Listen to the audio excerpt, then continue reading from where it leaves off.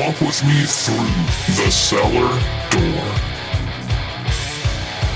A storm is coming, Francis. A portal to a more skeptical world. Cellar Door Skeptics begins right now. Prepare for the revolution with your hosts, Christopher Tanner and Chris Hanna.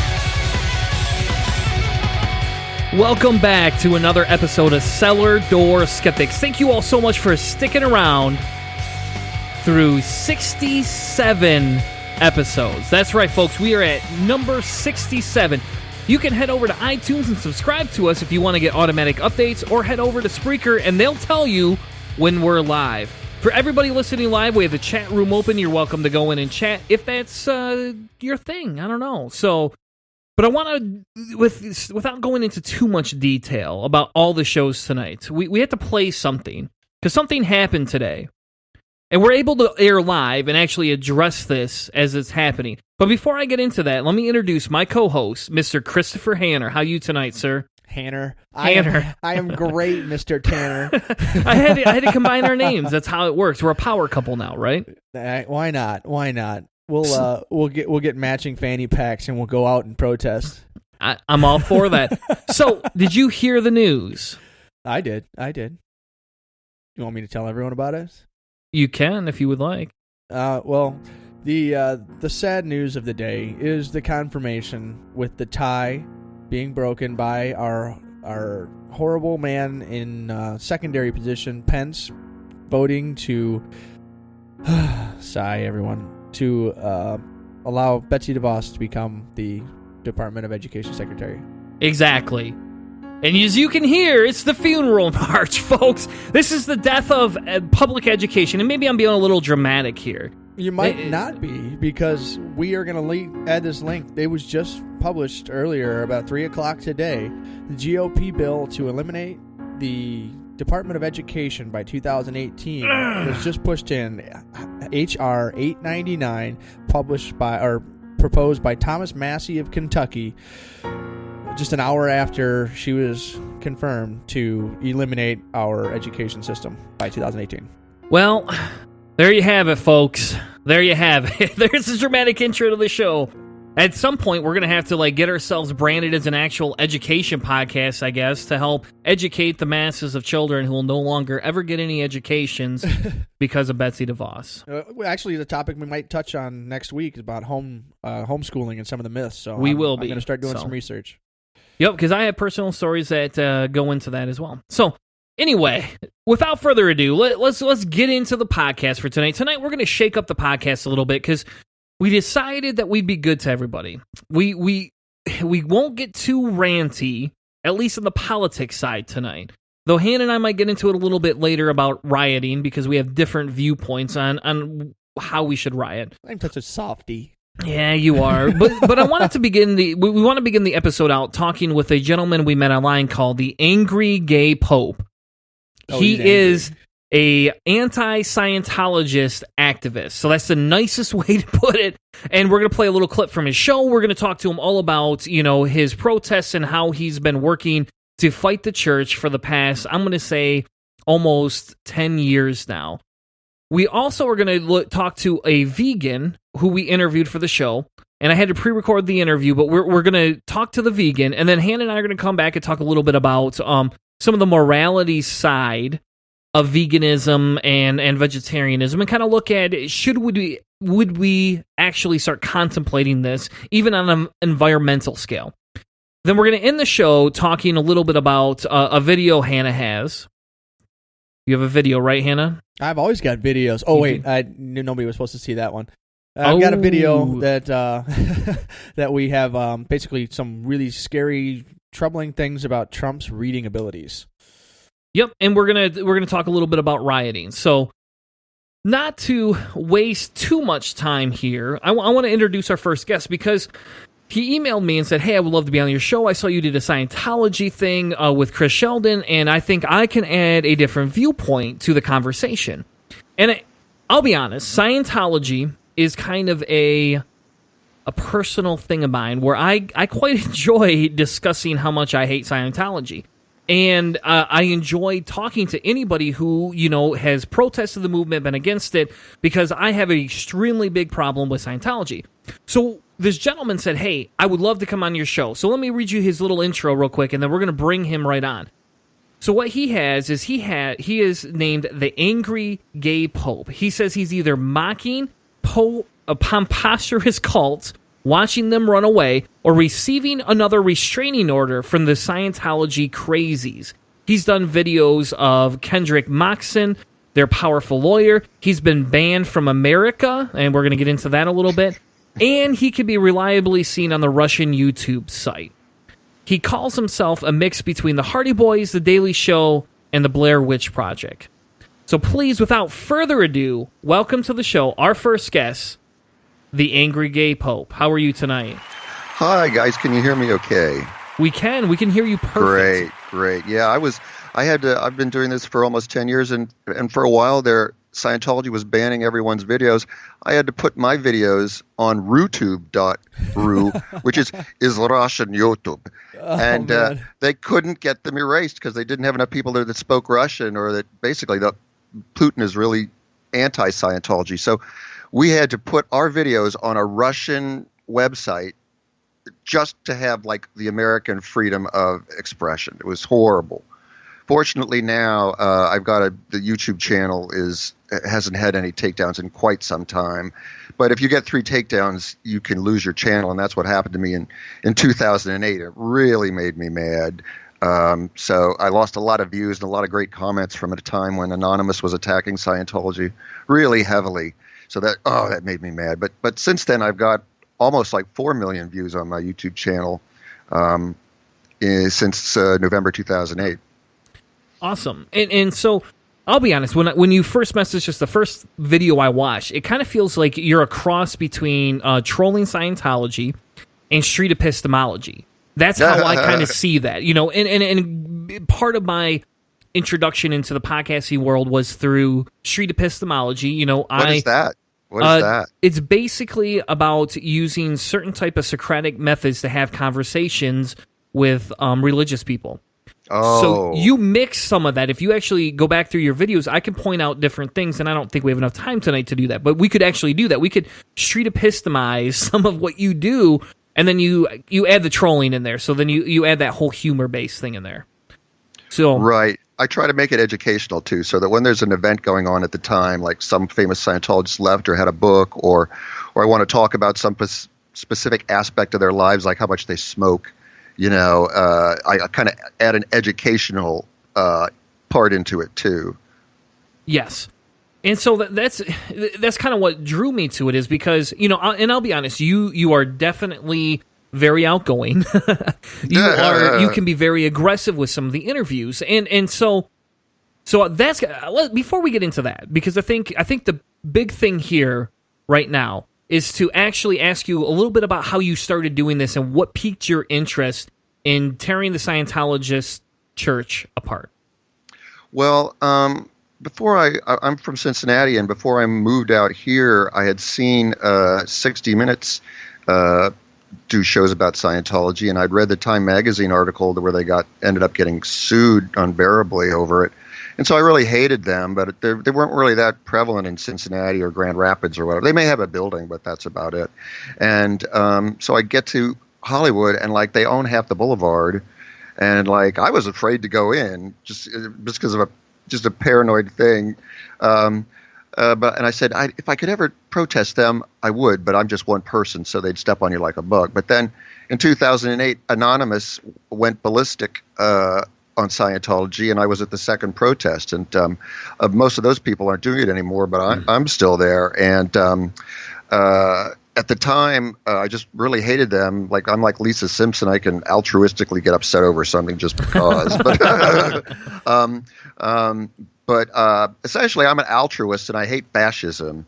And now this is a real interesting question. Like, an altruist is someone who takes the punch so someone else can get stronger, right? Mm-hmm.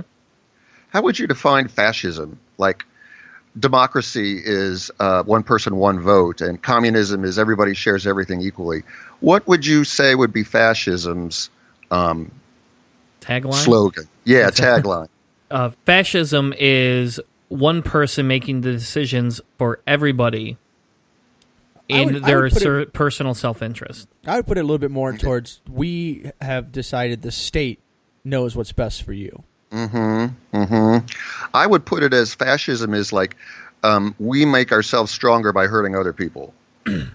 So I kind of am the opposite of that. So I've been arrested and things like that and gotten slapped around a little. I haven't been beaten like some protesters, but I just was personally disgusted and offended, and plus at the same time I couldn't find a gay guy who could go on a second date, and I was my job in Hollywood was being outsourced. So I said to myself, well, I didn't realize how bad the economy was about to become in 2008, and I said to myself, well, when this blows over or whatever, I'll get back to doing movies all the time and do less protesting and taking donations for that. And little did I realize that the movie business would continue to stay outsourced, and it's the protesting thing that everyone is now doing everywhere. Not just Scientology, but you look at the inauguration and all that.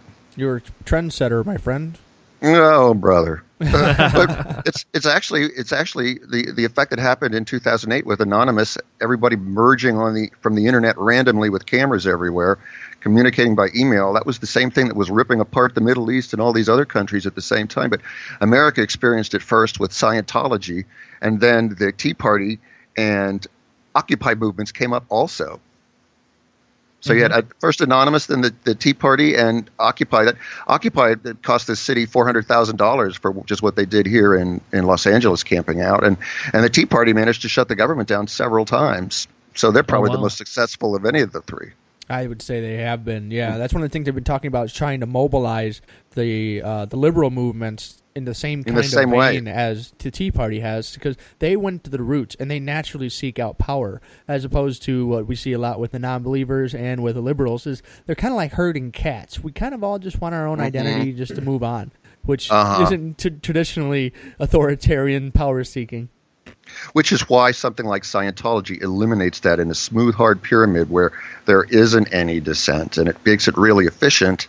It becomes intolerable for the individual. Yeah. So you didn't have an upbringing in Scientology. That's correct, right? No. I've now met them, but I didn't even know what one of them looked like or whatever until I started protesting them.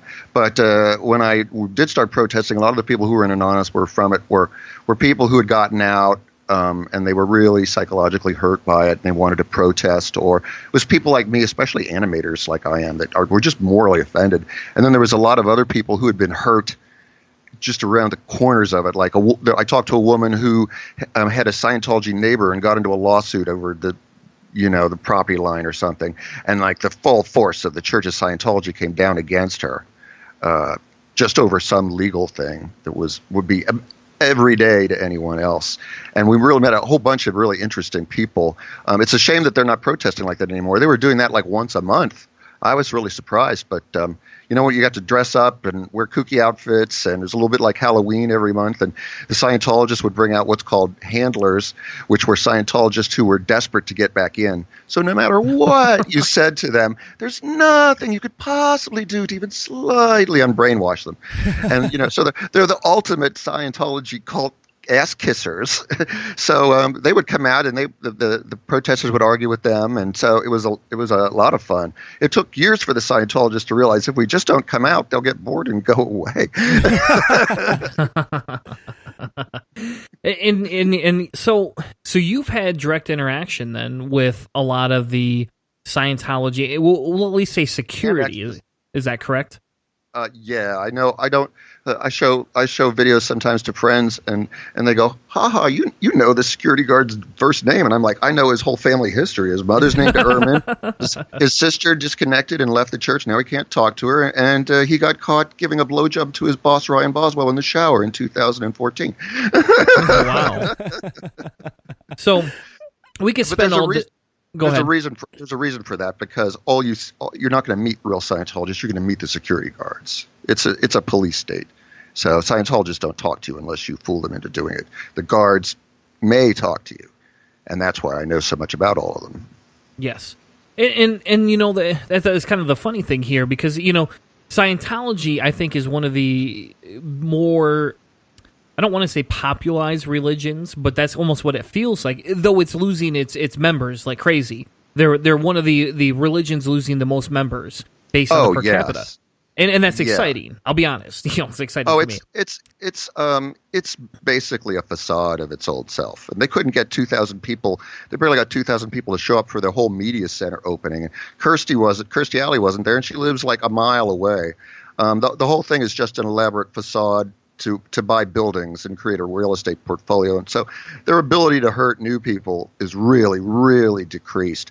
But they can still plenty hurt people who are still inside or who have left recently, because the smaller their little bubble world gets, the higher the pressure.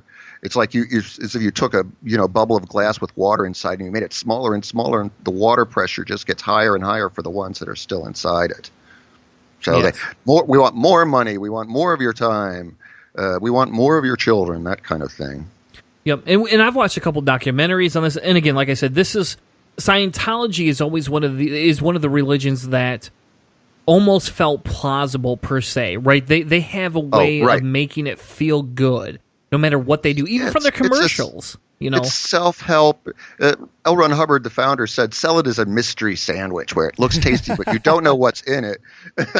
And so they make it like, we'll help you with your relationships and time management and business skills, and you'll be able to do the books at your chiropractic company better. Christianity can't offer that. And if you get high enough up in the list, we'll tell you whether or not those tomatoes I was testing were actually screaming or not. Right, yeah. L. Ron Hubbard in his picture puts a stethoscope to tomatoes or something. I don't know what he was up to that day.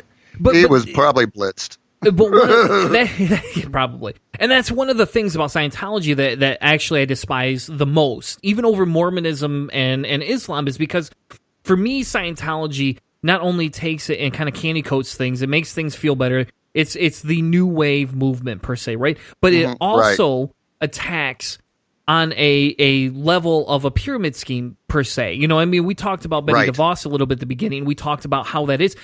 But I see Scientology is the same thing. Everything I've read, everything I've looked at, it's basically like, and it's sad because corporate America sponsors, not Scientology specifically, but it sponsors, the more money you have, the more voice you get, which is disgusting. And that's Scientology to me. It's the corporation of religion. You got the Catholics. They're kitty fuckers is the nice way to put it. And then you have your and they have their Vatican Christians. in their pyramid scheme. Yeah. Yes, and it's insane to me why anybody just can't see this on the outside. But then I understand the draws of the religion. I understand the draws of that. It's much harder with the internet now. Like in the 60s, 70s, and 80s, when you just couldn't look anything up instantly, it was much easier to candy coat the bubble world that they wanted you to get into. But now anyone can walk to Google and the whole thing's over. I mean, David Miscavige's father got a hold of a Kindle. The leader of Scientology's father got a hold of a Kindle that was on the internet by accident, and it took him 2 seconds to be unbrainwashed, and he'd been a lifetime Scientologist. But what happened to them, what you're saying about the corporatization of everything in America, Scientology really is kind of a symbol of that, because it started out as a one-man business, and he invented it and extended it and had these various missions that got larger and larger through franchising, like McDonald's. But it was still franchising in a kind of more of a series of family businesses ways. And then when L. Ron Hubbard died and David Miscavige took over, the younger guy, he now comes to the corporation of it, and it becomes cold and hostile, and he drove people away and only cares about money and buying properties, and the souls of his church or whatever are like forgotten. And I'm not saying the founder was like cared about their souls; he was a human scumbag. But you can see what I mean by how the longer an organization exists and gets bigger, it eventually becomes this corporate behemoth like Disney that eventually doesn't know the evil it's doing, making a movie about how families should love each other, and then the pullover sweaters with the main character on the front are made in Bangladesh by kitty slaves. You know what I mean? Yeah. Sounds like the Trump marketing campaign. Oh yeah, here we go. Yes. I heard that some of the heard that the hats that he had at the inauguration, the red hats he was giving away, were made in China when people flipped the label over. It's like, Yeah. They were. Everybody I've known that's ever seen one, they've all said "Made in China" on them. And they're communist red. Oh. So your YouTube channel is kind of the pinnacle of everything you've done. You know? Right, yes. And earlier you said, hey, you were banned from YouTube, so you had to go to Russian YouTube to get your videos out. How did that even work? I mean, were you even able to produce videos that anybody watched over there? Well, the first thing that happened was they killed my first YouTube channel because I got so many spurious takedowns from the DMCA, the Digital Millennium Copyright Act, where anyone can fill one of those out and make a fake one, and there's no repercussions. And so Scientology had some of its workers putting out, they literally did that thousands of times in a period of months, clicking on endless YouTube forums. And when you get 3 of those, you lose your channel. And then YouTube had this problem that they had made all this money off Scientology and all of its channels all this time that nobody clicked on, so they didn't really have to deliver any product. And now all of a sudden, they had to have a room full of people trying to deal with all these takedowns Scientology was stuffing down their throats, and they realized, I guess that money we got from Scientology wasn't just for free, now there's a pain. They stopped being so mean to protesters. Now it's much, much harder to get taken down. But so I lost one channel and I started another one. And then when we would put up certain videos, they would get taken down every time, even though I wouldn't get penalized, but they'd just make some bullshit thing. So I had to put them on YouTube, videos of their evil lawyer Kendrick Moxon violating California barcodes and stuff like that. Especially videos about Kendrick Moxon or videos about the first woman who had a restraining order against me for talking to her on the street. So those were the ones that all got stuck on RooTube, and I had to link them from my website, angrygaypope.com, to RooTube, not YouTube. And just could this be any stupider, I said to myself. And then eventually they just get so exhausted with playing whack-a-mole, taking the videos down, that it doesn't work. Or another time, I was producing a video that they tried to take down for an ex-protester named Karen Della Carriere for her surviving Scientology.com channel, and they took it down, and so just 40 people overnight put up another copy, and they couldn't do anything. Yeah. And it's funny because it's not like you're a millionaire off this. And maybe you are, I don't know. But, looking at your views, I'm going to say you're probably not a millionaire from this.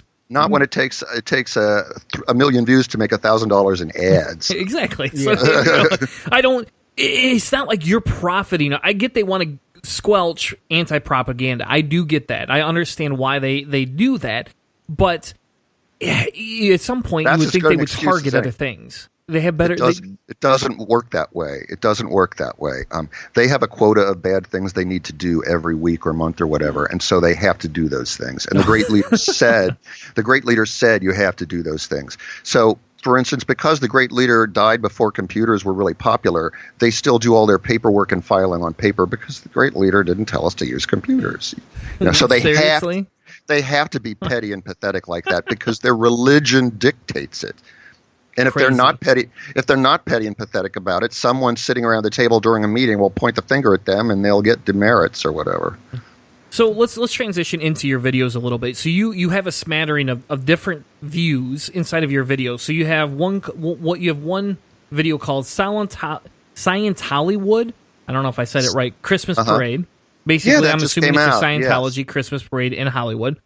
You do like interviews. And it looks like you have propaganda that you even put up there. Now, I don't know if you talk over the propaganda. I didn't watch that one. But you do interviews with some of these people. There's no voiceover on that one, except for what we're saying at the parade. I run into the first Scientology place I go to is the most important one. And because there's a restraining order out, I have like 7 police officers came out of the building to impress me with their presence and tell me, you can't be here because of your restraining order.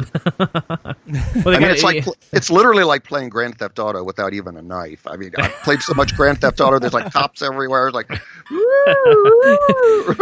your presence just gets the 5-star rating every time. Just use the cheat code and get a tank. That's what I was always told. Hollywood Boulevard's not wide enough. So you do stuff about Anonymous, it looks like in here. You do stuff where you are personal recording, which is kind of why earlier I said I feel you're the cross between a troll and a street epistemologist. Because so your method of activism in terms of how you're attacking the church is a little bit different than I would say, let's say, Chris Sheldon's, approach. Yes. Well, I did a video, I worked on Chris's first video for SurvivingScientology.com where he explained the whole real estate scam, but he does the typical sitting down, interviewing someone or whatever. Everything's on a tripod. Mine are these roller coastery things where the camera is never still, and it's usually hanging around my neck and looking like it's not noticeable.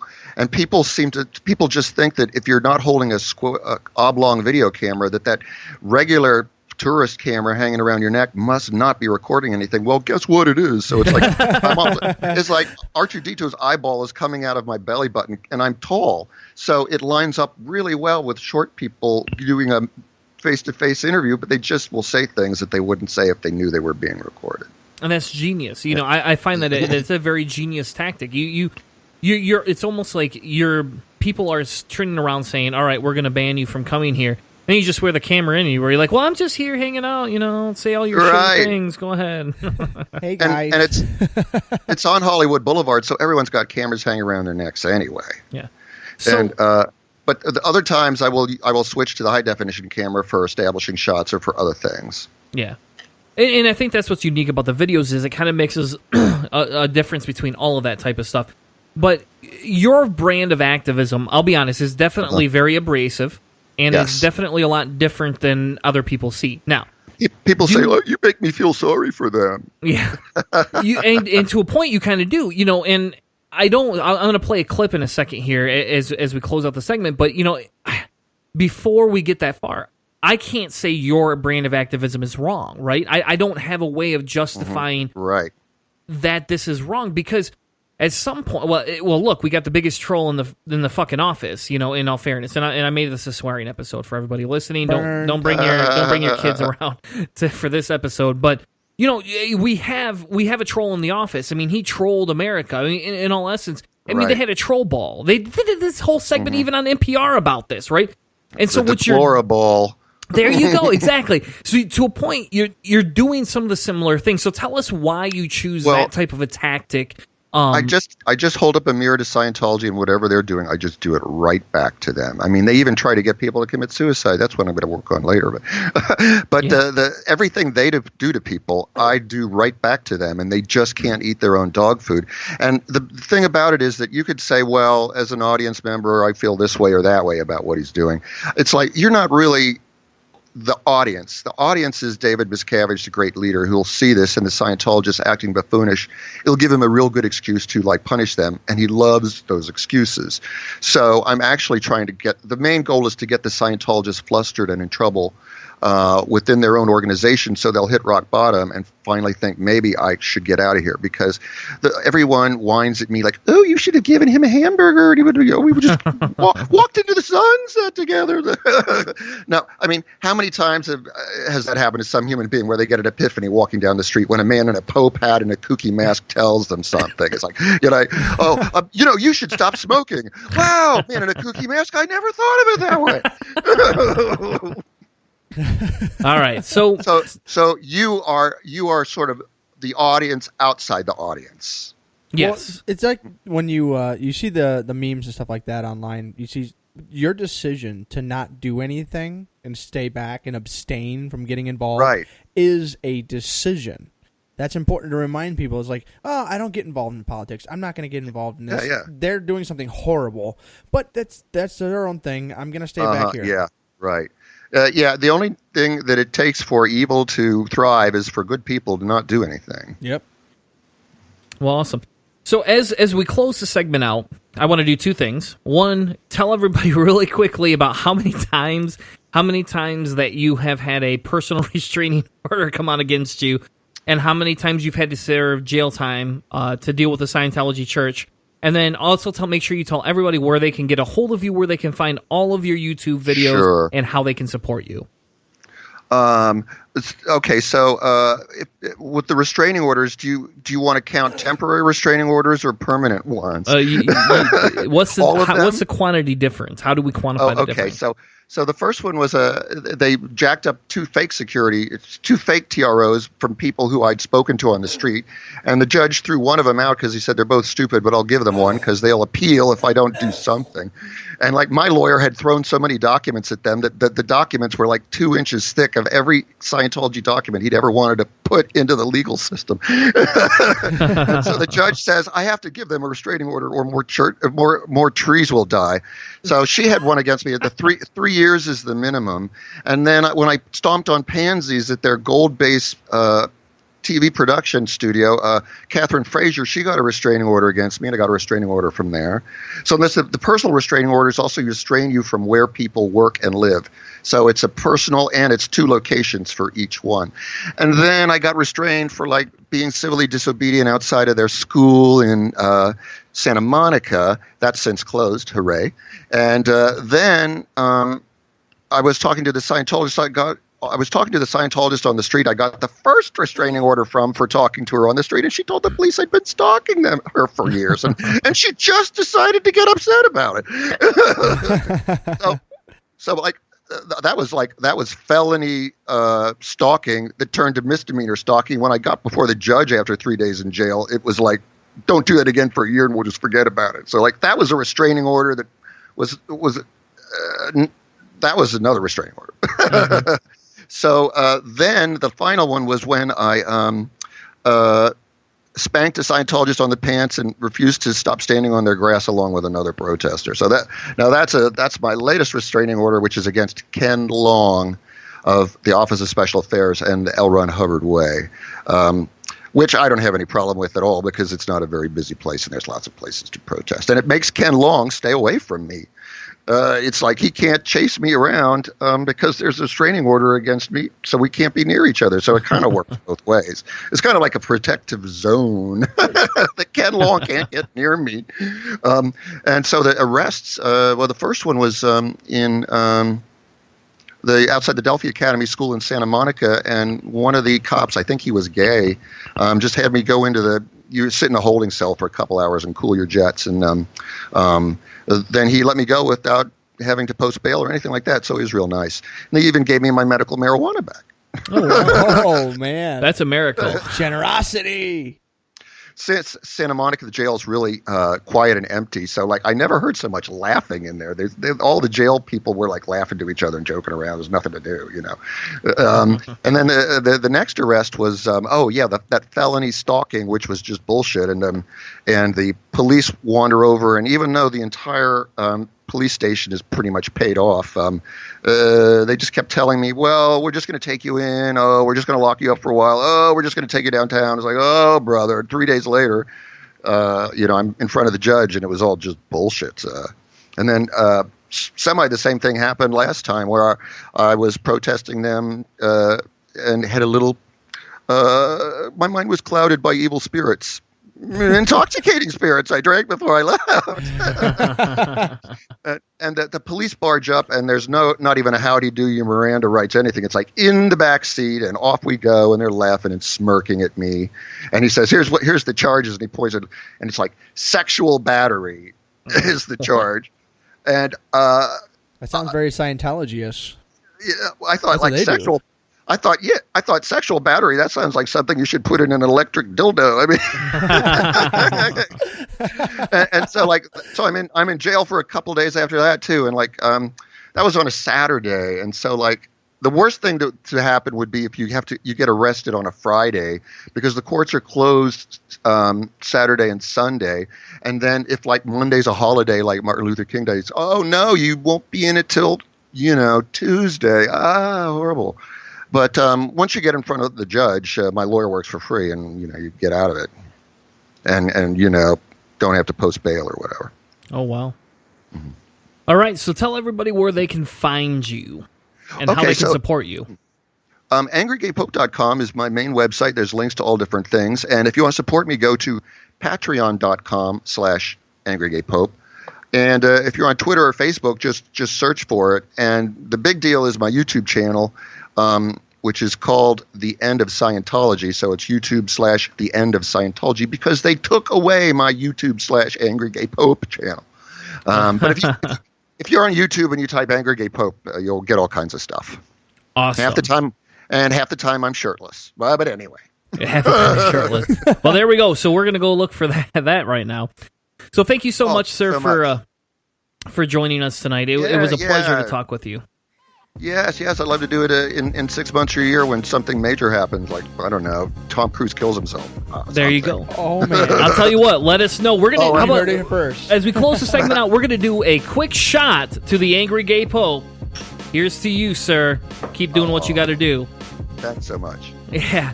Anyway, what we're going to do is we're going to take a quick commercial break. When we get back, we're going to be talking a little bit about vegetarianism. We have an interview with an actual vegan, and then we're going to talk a little bit about if there's a morality side we should be entertaining. We'll be right back with more Cellar Door Skeptics. Thank you so much, man. This is Matthew the Apostle from In the Name of God, the podcast. And you are listening to Cellar Door Skeptics.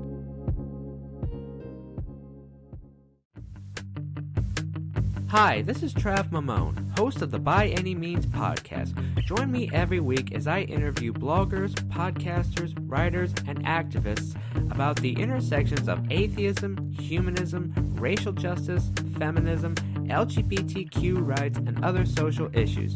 You can subscribe to the podcast through iTunes, Spreaker, and Stitcher, and you can read my blog at freethoughtblogs.com/byanymeans. And remember, that's bi spelled B-I.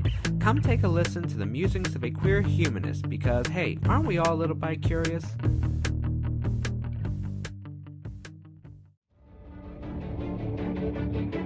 Looking for something new and exciting, or maybe just a change from the old atheist show format? Cellar Door Skeptics podcast provides listeners with hours of enjoyment each week on Spreaker and iTunes.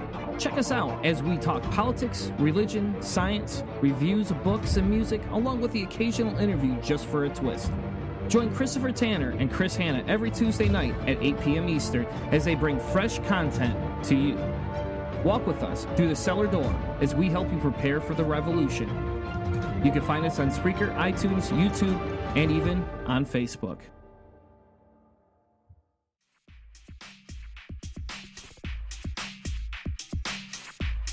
This is Trav Mamone, host of the By Any Means podcast, and you're listening to Cellar Door Skeptics.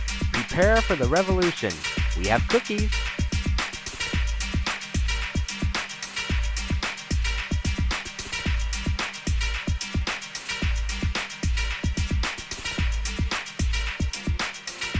Now, back to the show.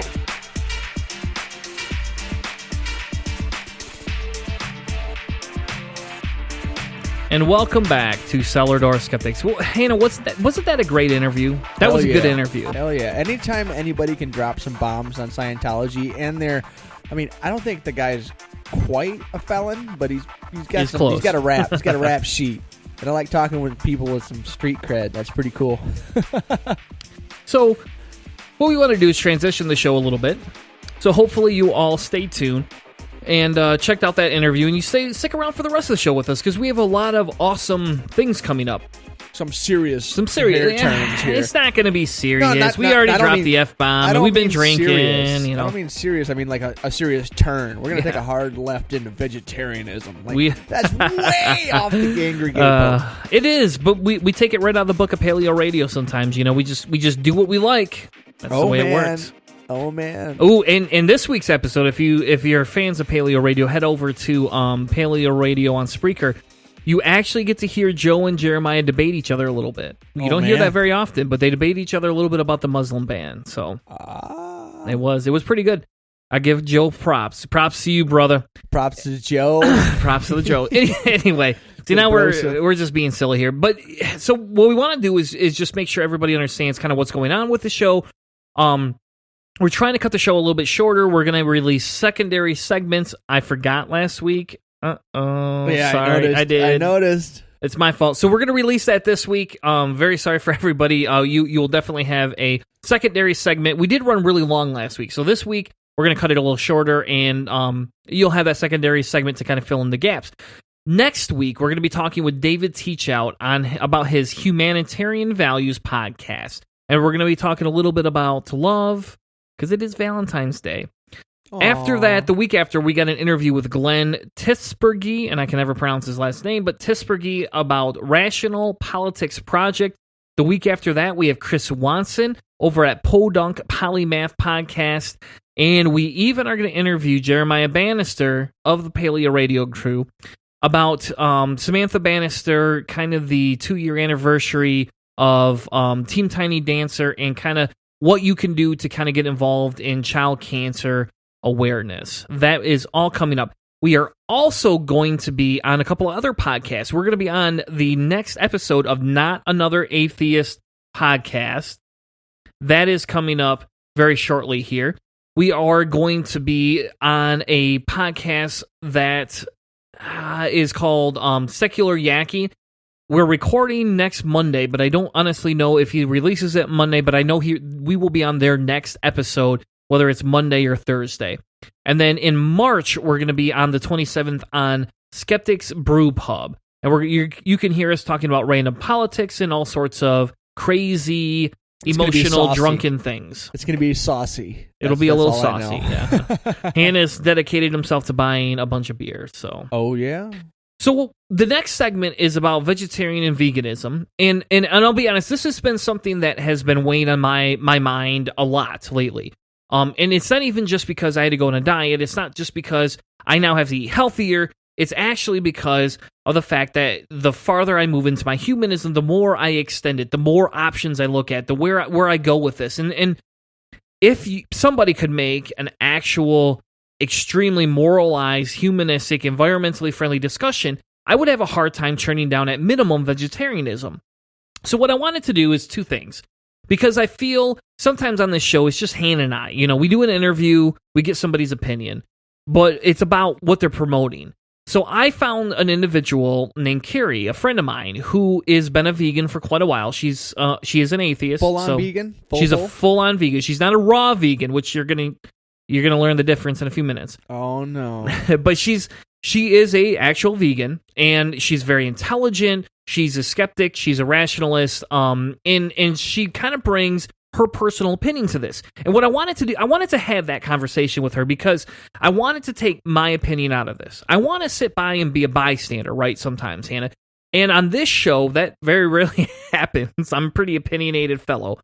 And I wanted to bring into the conversation somebody that I personally feel very close to in terms of intelligence. I guess it's wrong to say intelligence like that. You trust what she has. I trust what she has to say. Bullshitting you. Yeah, she's not doing a fad diet. This is something that's part of her life. And it's real. It's not just an impulse. Like, she has a morality and a basis behind it. Yes. And I think it's wrong sometimes of me personally, because sometimes I just look at just raw science. I'm going, yep, the science shows this. Fuck everything else, you know? And I wanted to get a personal interview and bring somebody to the conversation who has been involved in this and can bring a little bit of more humanity to the actual conversation. But before we play her interview here in a second, Hannah, what is your opinion on vegetarian and veganism? Because we're just going to put our opinions out there, listen to her interview, and then we're going to come back and talk about some of the articles I found about the studies into the morality of vegan and vegetarianism. Well, my opinion is pretty straightforward. The vegetarianism, yeah, that's fine. There's no problem with dairy and stuff like that. That is, to me, it would be difficult to make sure I get all of the nutrients that I need and everything. And I know that you can do that. I know there's plenty of information out there, but I just would worry about being genuinely completed as far as my the food pyramid. And then the veganism, taking out the dairy, that's even more difficult as far as getting everything. So for me, the whole thing is making sure that I get all of the nutrients that are necessary. And also, I like to point out the hypocrisy that dairy and milking cows that are, obviously a milk cow, it's not animal cruelty. If you let a cow's udder just go without milking it, like, we're talking intense pain, possible harm. So, like, obviously animals are supposed to stop lactating after they give birth. So there's some weird ethics involved in basically evolutionary traits getting these animals to give milk at all times. So there's some ethics stuff there. But for me personally, I don't think the vegetarian idea is too bad, but I think veganism goes a little too far. All right. So I'm going to say I have an open mind. I don't have a strong opinion either which way. I do find the moral empathic arguments for vegetarian and veganism very convincing. I have a hard time practicing it. And I do find that sometimes I think the food taste is going to be a little hard for my personal palate. But what I'm willing to do is entertain different ideas, different recipes. And for example, I've actually tried a couple of Carrie's recipes, just so everybody knows, she's involved in the local secular and atheist community here in Michigan. And so I've actually got to sample some of her food. And I'll tell you what, at the very end of the segment, we talk about a recipe that she has that I find very, very, very tasty, and you could almost not even tell the difference. So without further ado, let me play my interview with Carrie. In this segment, we look to interview a friend of the show, Carrie, to talk a little bit about the moral reasons and the health reasons behind vegan and vegetarianism. Carrie, tell us a little bit about why or how you became a vegetarian and a vegan. It really kind of started, I was getting sort of bored with the way I was already eating, and I just, at first it started just kind of as a, let me see if I can do this kind of thing, rather than, at least the vegetarian portion of it. It was more, let me see if I can do this, and it wasn't necessarily about animal abuse in the food system. Our goal was not to push her or to get a moral or health stance, but to find a good middle ground, a good discovery point. From there, I wanted to find out what the different types of vegan or vegetarianism that exists. Well, there's people who just abstain strictly just from meat. But they eat eggs and cheese. Those are ovo-lacto vegetarians. And then there's people who abstain from dairy. But they still eat eggs. So they're ovo vegetarians. And then there's people who don't eat eggs, but they eat dairy. Those are lacto vegetarians. And then there's people who just strictly go vegan in just their diet. And I think those people, they more refer to themselves as plant-based. And then there's other people who also look for products, for like lifestyle products that don't have any animal products in them. Like they're going to not wear leather, they don't use wool. They're going to look for their makeup or their skincare or their shampoo, for all that to have no animal products. But then there's raw vegans, and I don't know much about that except that they don't cook their food. There's fruitarians, and all they eat is pretty much just fruit. Like I said, I don't know much about that though. They might incorporate vegetables in their diet too. While I was intrigued by all the different types of vegetarians and vegans, I wanted to be able to establish some sort of a base point for the conversation. Because as we look towards what is moralistic, what is not moralistic, we have to have some sort of a base to be able to define or discuss from here. So how about this? Where do you fit into the spectrum at this point in your life? I think I'm more of a plant-based diet person. A plant-based diet person. Yeah. Okay. Because I don't specifically look for my, like, for instance, I don't look for my shampoo to be completely vegan. I know I have some hair products that might contain silk protein in them, and that's made out of the silk of a silkworm. So that technically wouldn't be vegan. I usually don't eat honey. If it's in something and I find out beforehand, I don't really get sad about it. But there are people who are really like adamant that the honey industry is bad for the bees. Yeah. Because of the way that it's collected. Like, I've heard people claim that they'll rip the wings off of a queen bee so she can't fly away. So Jeez. I know it's kind of and it's like, yeah, it is. It's kind of really, it's really gross. Like when you. And there it is. Without too long, we got into the moral discussion. Though Carrie took a very strong stance in saying that her moral grounds does not mean they have to be other people's moral grounds, and that the moral argument is not solely the reason for it. And the main point she made throughout this discussion was that it's her opinion is ever evolving. She's learning more and finding different ways to cope with and to understand how she feels about the moral discussion behind it. I mean, she told me a story about her daughter and how her daughter wanted to be vegetarian for a day after watching a slaughterhouse video, because we don't see specifically the way we treat animals or how cruel sometimes it can be to get food processed before it even gets to the table. Like because we don't realize how our food is being made, because we go to the store and it's there. And I think for at the very least, people should go to the farm and see where their food comes from. Mm-hmm. At the very least. In doing the research for this segment, I found that there's two main points that take precedent here. One is the moral argument, the argument of not wanting to harm animals, to not slaughter them, to treat them humanely, while the other argument has a health benefit to it. And you could even say there's a third argument of personal choice. And I was curious to find out how she was personally able to recognize whether the moral arguments now mean something to her, whereas in the past, she originally did this out of a dislike for her invariability in food structure and diet. I think I'm kind of both. There's something to be said about the moral aspect, but there's also something to be said about the sustainability of our current food system. How do we keep raising all this livestock, or raising, or the chickens or the eggs or the dairy process?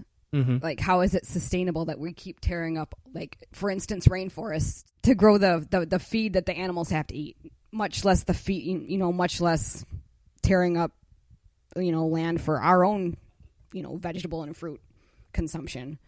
So I think people need to start looking to plants as in synthesizing the protein of plants, and looking into how that could be beneficial even if it's created in a lab.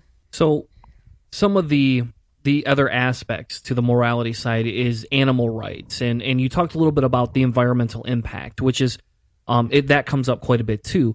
But in the animal rights, do you feel, and we could speak here in personal terms, and then if you want to broaden it, to more other people and how other people see things, that's okay too.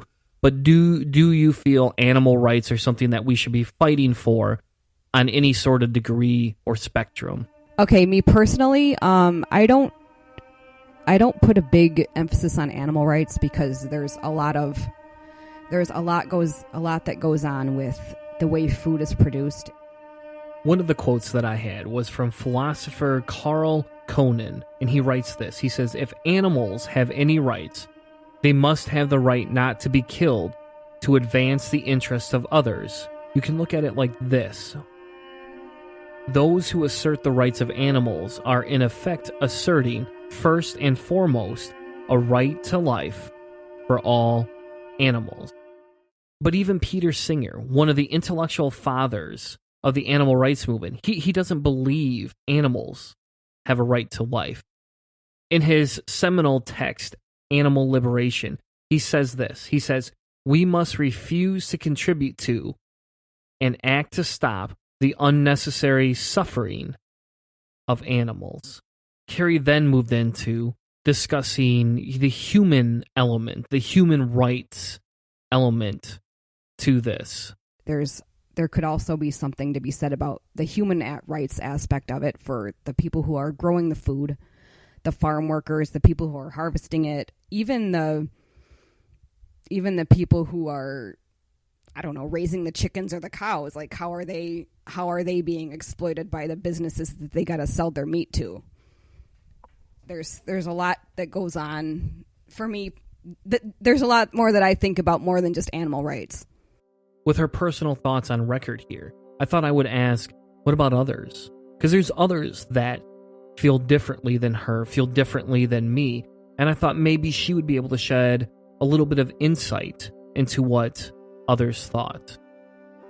As far as like what other people say, I do remember one YouTuber who will remain nameless, he was answering questions about the he was answering questions, and one of the questions was specifically about the rights of people who are growing the vegetables, and he got really angry, and he just said that was an excuse that people should still eat meat or something, that we bring up farm worker rights. And I was sitting there thinking, aren't we supposed to be compassionate for everybody?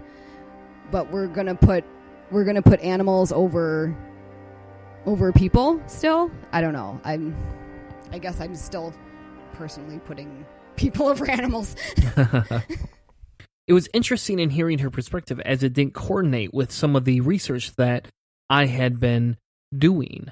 And I wanted to ask her the difference between her beliefs in animal rights and human rights, and how that would play out into different aspects of our lives. What about policing the murder of animals inside of just the animal kingdom itself? Some people feel that there's a hard time correlating the same moralistic rights we observe here. Are you talking about the fact that animals eat other animals? Yes. No? Okay. A little bit about that, or how they murder. That's what you were getting at. Yes, because I see the faults on both sides of that argument, but I feel that it would be beneficial for you to kind of give us a little bit of a perspective on your side, especially somebody who hasn't embraced 100% of the moral aspects of it. Oh yeah, I know. And I've seen people on commenting on threads about, whoa, the lion has to eat the antelope and we don't get mad about that. And I just think that's kind of silly, because I don't know, the lion has to eat. Mm-hmm. And we have to eat, but there's something to be said about evolution. And now we know that we don't necessarily need animal proteins to survive. Now we have science that we can synthesize plant protein and make a meat-like substance and flavor it so that it tastes like meat, and so that it even has like the same kind of texture. I think people need to look at that as a way to move forward. That we don't really need meat anymore, like maybe we did when we were evolving. With the moralistic grounds covered, we were moving into a different portion of the interview. I was interested to look at some of the viewpoints that other vegetarians and vegans had brought up in the groups I'm in. Some of them were very for authoritarian points of view, legislating laws, saying we insist that everybody go this way because that's the way science shows it. And a lot of people will use the pro-life, pro-choice viewpoint to say, hey, science supports abortion in some aspects, basically because the fetus is not a viable human life. And they use this in the same manner to talk about vegetarian and veganism. We legislate for people to be allowed a choice. We should be legislating to allow for animals to have a choice. And I wanted to see what her take was on this. Would you support legislation or any sort of avenue to move down that? Or are you going to take more of the I would rather educate people viewpoint rather than authoritative? I don't like authoritarianism. No, that's I don't agree with legislating it, because I think if we legislate it, we're just going to create some black market that's worse. I believe education is more important in showing people the studies that say, okay, this plant burger has all of your amino acids and in your proteins that a steak has, that a 6-ounce steak would have. and it tastes almost the same. And it's cheaper to make, and you're not using this portion of land to feed the cow or whatever the case is. What do you feel is the easiest way to preserve animals then? Because if we do have overpopulation, are you okay in some aspects with hunting or euthanizing in some ways if there is over animal production? And I'll tailor this question to saying, let's pretend most people started moving towards, at least at minimum, the vegetarian option, right? We would stop with the large mass industries, like with the chickens and the cows and veal and lambs and all that. It would stop, and it would be moving to the free range. And then what if people all of a sudden said, hey, we're on board with this? If we had to do animal control for populations, do you feel that still would be a benefit, and what would we do with some of that meat? That's actually a really good question. And I have thought of what would happen if way more people decided, hey, I don't want to eat meat anymore. And what would we do with all the cows and the pigs and the chickens that are in the factories? Where would they go? I really don't feel like I have a good answer for that, actually.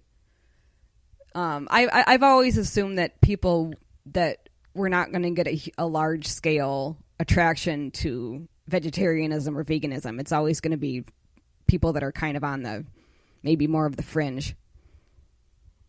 I don't think that we're ever going to really have people just not eating meat.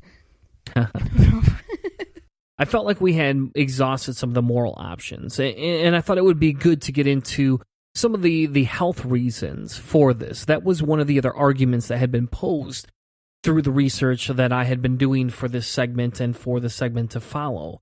I thought the health options would be a good discussion, even if it had to be somewhat on a personal level. I can pretty much just speak for myself. Back quite a few years ago, probably 4 or 5 years ago, I had my cholesterol tested, and it was borderline high. And just last year, I had it tested, and all my numbers have been, especially my cholesterol, they've been greatly reduced. And like before, the doctor was saying, well, if you don't get this down, you're going to have to go on cholesterol medication. And that was something I was not interested in. So, yeah, I guess I can really just speak for myself on the health side. Yeah. All right, so let's talk about a transition.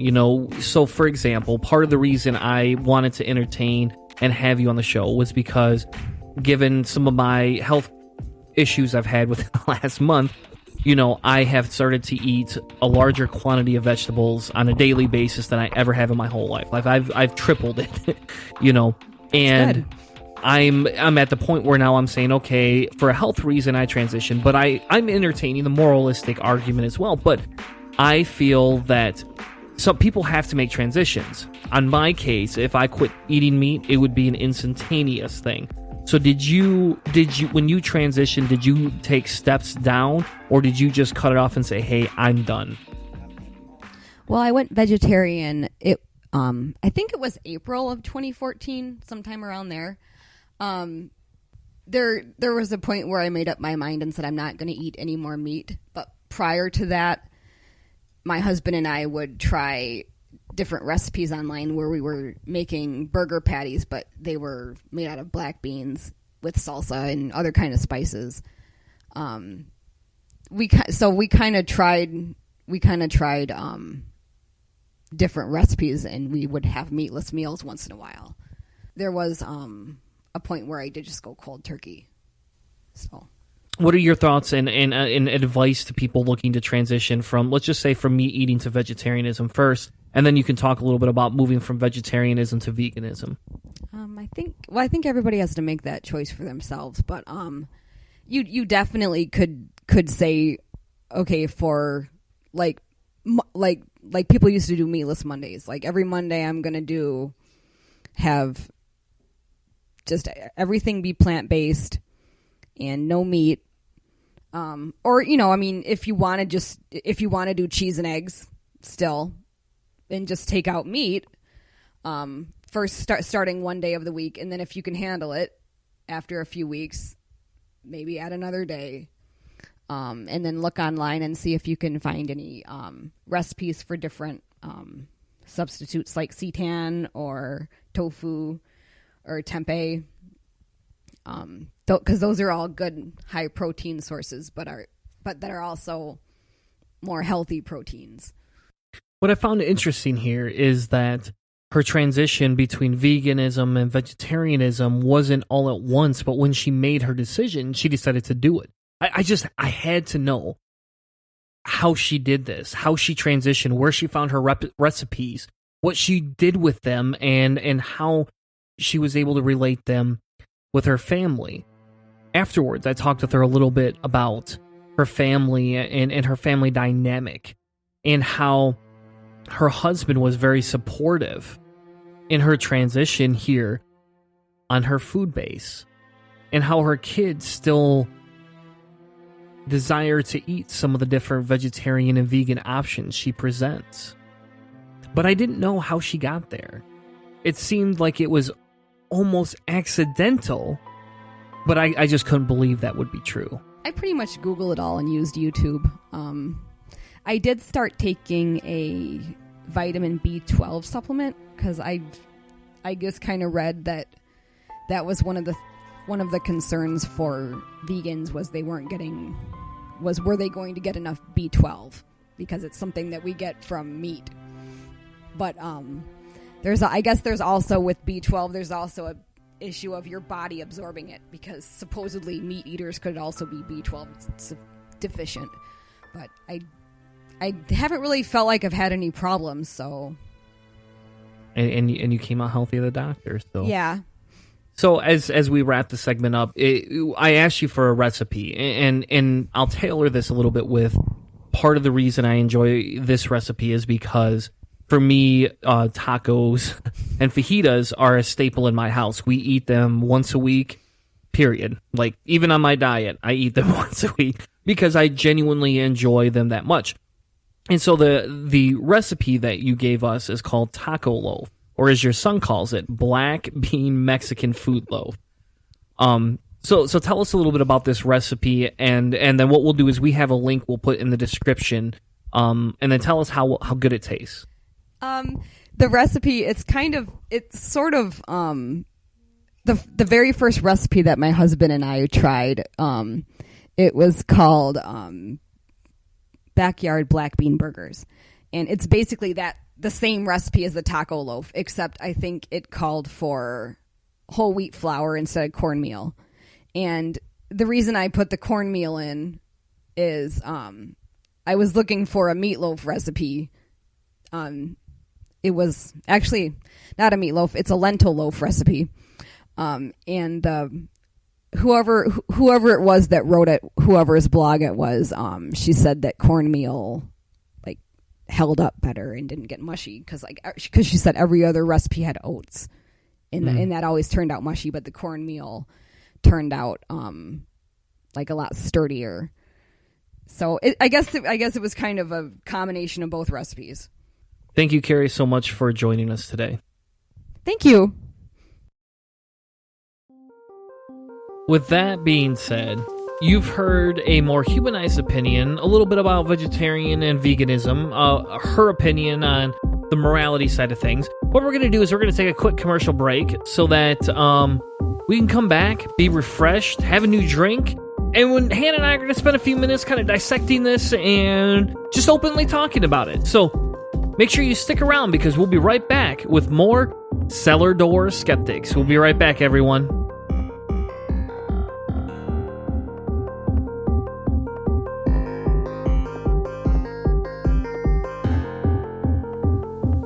I'm Miss B. Haven.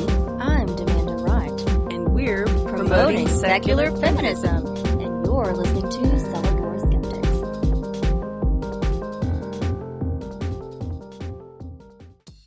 Brew pubs have always been a place to sit back, have a few drinks with friends, and talk about everything under the sun. Skeptics Brew Pub is just such a place. Each week, Brother Brewer invites people to come in and talk about politics, religion, skeptical inquiry, beer, geekdom, and whatever else happens to come up that night.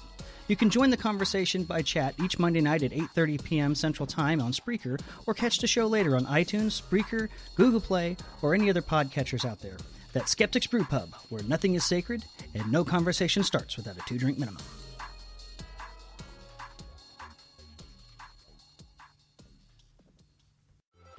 Considering how you want to help Cellar Door Skeptics, head over to iTunes or your favorite podcast app and give us a rating, because every rating helps push us in front of new listeners. And since our main goal here at Cellar Door Skeptics is to provide the most accurate information possible, we hope that more ratings will mean that more people get to hear the topics that we're presenting. We don't insist that we get a 5-star rating, but Hannah's favorite number is 5, and the more gold stars he gets, the more special he's gonna feel. So what do you say? Head on over to iTunes or Google Play, give us a rating, and help engage with Cellar Door Skeptics today.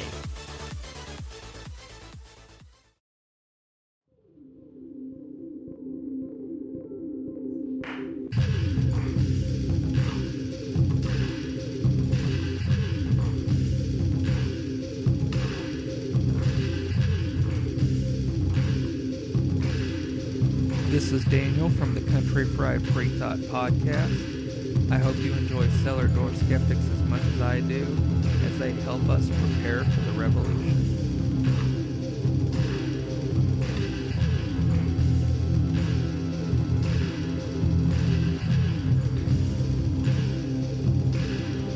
Now, back to the show.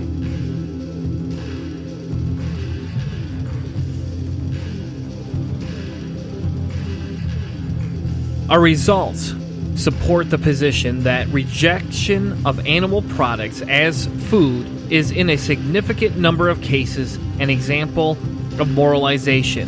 What remains to be understood is why only some people become vegetarians, and why among vegetarians the consumption of meat becomes moralized in only some cases.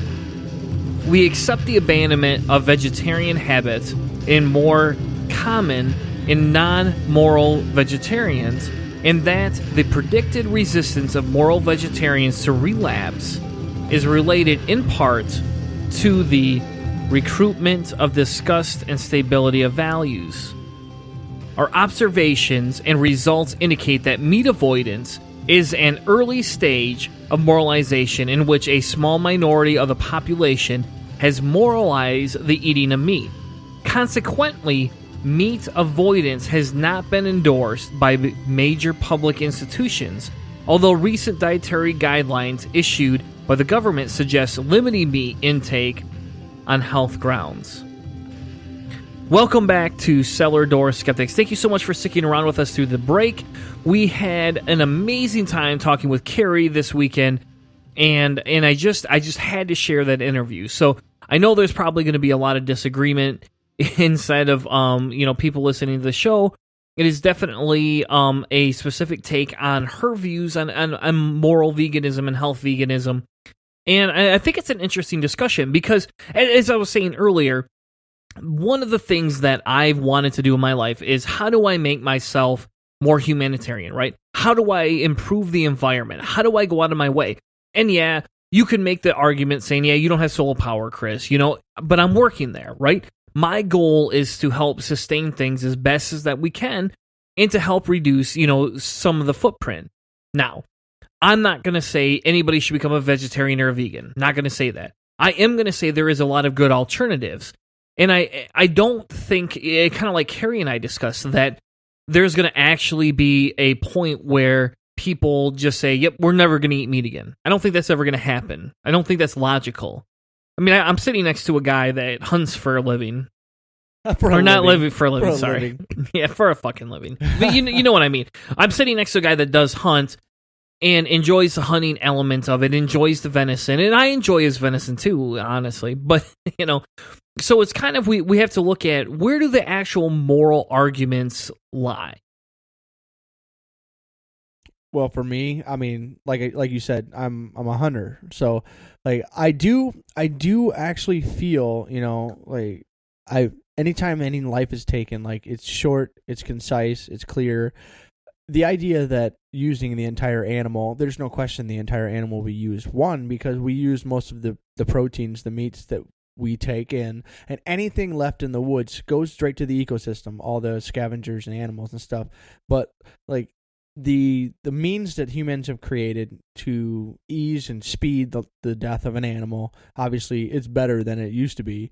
And so, I mean, the bow and arrow aspect, it's harder to hunt. It's harder to get a kill shot. With my rifle that I hunt with in the northern areas of Michigan, I've never had an animal go more than a few feet. Like, we're talking a much more humane, as much as being shot is humane. But I'm still comfortable with taking that moral life and feeding my family and those types of things, as far as I myself view myself as an animal in the animal kingdom. And so separating myself completely from that doesn't seem like something that I would do in the near future. But there's a couple of cool things, like once this discussion goes on a little bit, I might throw something in there for the super meats and stuff as far as science is concerned that would change me, or at least what I would consume. And that's kind of a point that, Carrie made, was that there is a lot of different other options, right? And I have a hard time specifically subscribing just to veganism. I do, and I could never do the raw veganism. And she actually, off record, she kind of went into detail about how raw veganism actually could be worse for the environment because you would have to eat 2 to 3 times the amount of food to actually sustain yourself for the nutrients you would get out of eating meat and other cooked foods. We talked about this on documentaries that we watched a long time ago, about how heat makes food easier to break down and easier for the body to consume. Yep. One of the problems I've had with this, so there's a philosopher named Carl Conan, and he says, if animals have any rights, they must have the right not to be killed to advance the interests of others. And you can look at it another way, and I said this earlier, but another way of looking at that is that those who assert the rights of animals are in effect asserting first and foremost a right to life for all animals.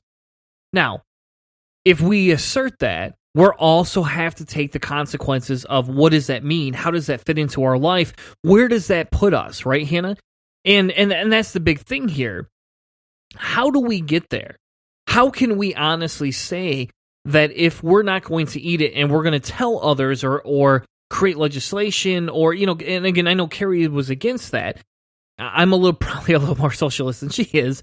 But, if we're going to turn around and make this happen, how can we do that without examining the other side? And that's probably one of my biggest qualms with, the moral arguments for vegetarianism is the fact that even with that, there is still some point where we have to be able to accept it. We have to be able to say we can't police the animal kingdom. I mean, can you imagine trying to police a tiger from killing a lion or a lion an antelope? It was crazy. We couldn't do that. We'd have to kill the lion. You'd have to change the way all of the ecosystems work. And so what we're talking about is eliminating natural death, I guess, or I don't know what animals eating other animals. I mean, that is a natural death, but we would have to change the way our ecosystems work, the way all of the chains and levels of all the ecosystems work, in order to prevent any kind of attack, kill, death, which in the end, really, I think would destroy the ecosystem, because it's necessary for certain animals to be predators and certain animals to be food. That's one of the reasons why I am still okay with the fact that the deer population in Michigan is incredibly overpopulated. There are no natural predators to animals at large. And like the ethical teachings that they give you in school, that if you leave a couple of rabbits in a barn and lock them in, they will reproduce until there's too many. Then there won't be enough food. Let's say there's hay on the ground. And they will eat all the food, and then all the animals start starving, and then disease sets in. There are important checks and balances that we, as humans, as animals, as part of the world's ecosystem, have to be part of. Now, I'm not saying we need to be top down and kill everything and make everything subject to our will, which is like we've done with most agricultural animals, but like a better understanding of what the rest of the world's ecosystem is and participating in a non-gluttonous way. It's basically the happy middle that I would love to hit. I don't know where it is, but your illusional middle, Hannah. We have to eat some of the middles. Yeah. So, and it goes to kind of a point of somebody in the comment section of the show, and you guys can check it out our friend Ethan, you can go over to Spreaker, Cellar Door Skeptics, and you can find this show's episode, and you can actually see the comments that we've been talking with another individual who actually promotes kind of that same discussion point, right?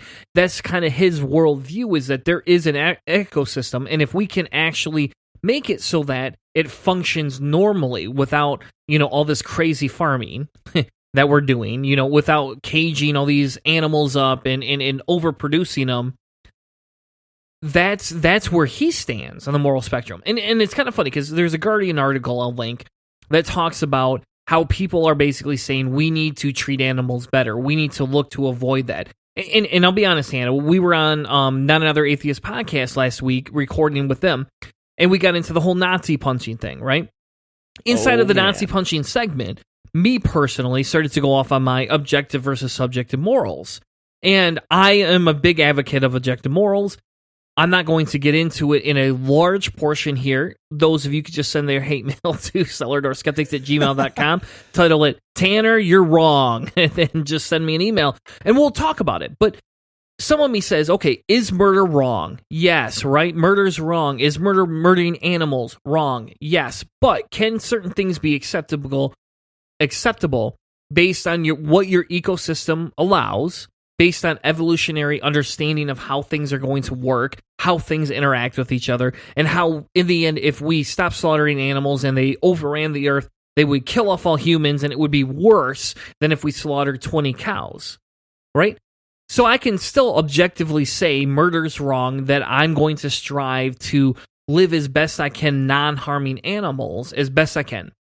But I can also say that on the subjective side, what our goal should be is to, work on free range, right? Work on substantial portions. So instead of going to the store and going, that 27-ounce cowboy ribeye looks pretty damn good, we're going to go, the sirloin over here for that 7 ounces, that makes sense. The chicken, instead of buying the bulk pack chicken that they're just running through meat grinders and slaughterhouses, we're going to go, okay, where's the free-range chicken? Okay, yeah, I got to pay $2 more a pound, but I'm going to tell you what, at least that's step one. And I'll be honest, we're on the same boat on that one. I've moved to that for better quality product. Yeah, and I've gotten to the point where I have a hard time with some of that type of farming. I have a hard time with that. I can't say I can abstain from animals, right now. I'm trying. I have reduced my meat intake by 50%. But that doesn't mean everybody else should. But why can't we get to a more environmentalist, more an economical look at how the ecosystem works around us? And instead of trying to violate it because we're the major component, why are we not taking the ethics that are being proposed through vegan and vegetarianism and say, okay, we can't go as far as to not murder the animals, but we can go as far to support you in almost every other aspect? I always think of these things as like getting a transitionary period. So we talk about leaving fossil fuels. We need a transition thing. They talked about ethanol. Well, solar energy and stuff are obviously our end goals. Well, when I think of vegetarianism and veganism and my current omnivore style eating, I think of what could help transfer my current diet into something that would be not completely meat-free, but significantly more economic or ecologically conscious. For me, it's this new science of meat. So Beyond Meat is a company, and they make plant-based chicken and ground beef products, and they aim for the heart of the carnivorous market with a soy-based protein hamburger patty called the Beast Burger. And there's a video online from Bloomberg, and they basically show that the way they've restructured the proteins is actually in the fibrous texture. So when you pull the chicken pieces apart, it falls apart like cooked chicken. It's got long strands, and the burger, when you heat it up and they mix it into foods and stuff, it's like taco burger. This is a good transitionary thing that could be eliminating a couple meals a week of animal-based proteins and into plant-based proteins. And my wife is significantly more not so much anti-meat, but she'll eat vegetarian meals from time to time. And I do this. This is a new thing for me, and it's good. I don't have any complaints about it. It's good food. I feel full, and I'm healthy. I'm not falling apart. So, I'm game. I'm game for this transitional stuff and a more conscious diet. Well, awesome. I think we've exhausted the topic. And I'm very sorry for those listening that are like, if you want more, we'll cover it again. We'll cover it again, yeah. Send us an email at cellardoorskeptics@gmail.com. We would love to hear more from your friend Ethan's right up in the chat talking about regenerative farming. And I think we're going to have to do an episode on that, probably about a month down the road because we're pretty full right now. But Ethan, send us all your links. We're going to throw them into the descriptions. And what we want to do is we'll talk a little bit more about regenerative farming later. Because I'm not saying I'm a vegetarian, but I'm a lot closer after this segment than I was before. Make sure you stick around because we'll be right back with more Cellar Door Skeptics talking about rioting and Hannah's favorite, Donald Trump. We'll be right back. Hello, I'm Miss B. Haven. I'm Demanda Wright. And we're promoting secular feminism. And you're listening to Cellar Door Skeptics.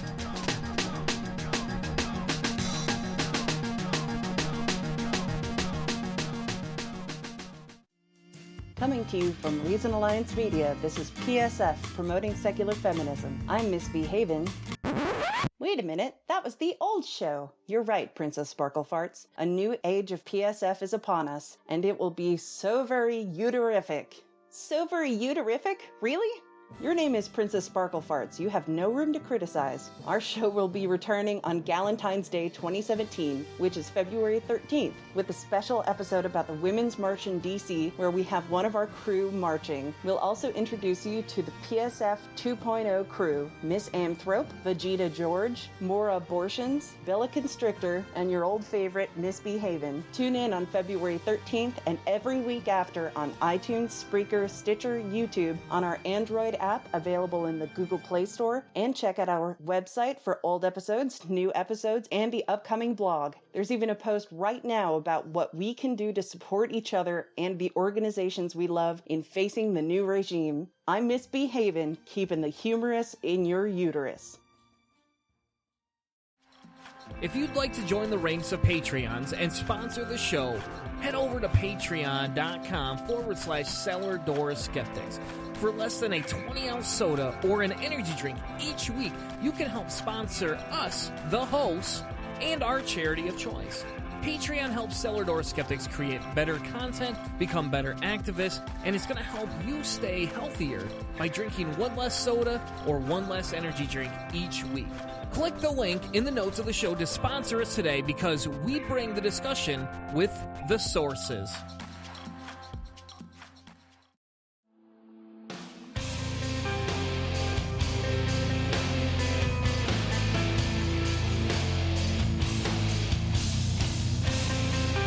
Hey, my name is Jeremiah. And this is David from the God Theory Podcast. And you're listening to Cellar Door Skeptics. Prepare for the revolution.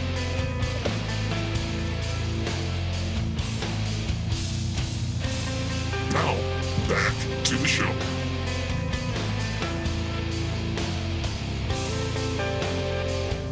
Thank you so much for joining us on Cellar Door Skeptics. And thank you, Jason, over at... Man, I can't remember it's bad. That's bad. Oh, that's bad. He's going to give me shit for that later. But we have the link inside of the description of every episode. He helped create the intro to Cellar Door Skeptics.